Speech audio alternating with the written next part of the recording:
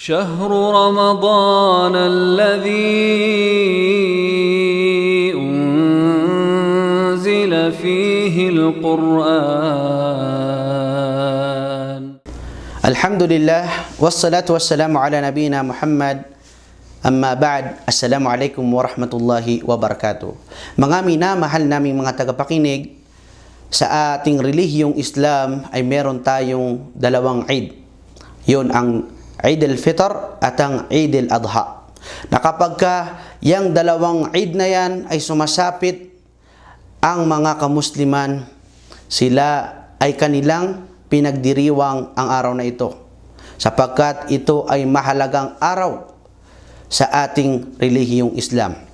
At ang mga gawain dito ng mananampalataya kay Allah subhanahu wa ta'ala, bago sila pumunta doon sa lugar na kung saan gaganapin ang pagdarasal ng Salatul Eid, sila ay kumakain.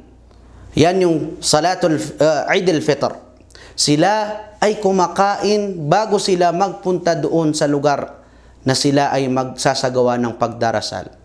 At kanilang pinaparami ang mga takbirat o ang pagsasabi ng Allahu Akbar, Allahu Akbar, walillahil hamd, Allahu Akbar kabira.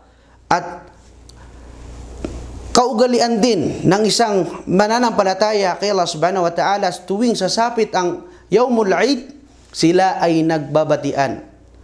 At pinaparami nila ang kasiyahan o di kaya sila ay natutuwa at nagkakaisa ang bawat pamilya tuwing sasapit ang araw na ito. At kabilang pa dyan, mga minamahal naming mga kapatid, ang pinakamainam na lugar na kung saan isasagawa ang Salatul Eid ay ilabas ito mula sa masjid, at marami pa. Hanggang dito na lamang mga kapatid sa pananampalatayang Islam. Assalamualaikum warahmatullahi wabarakatuh.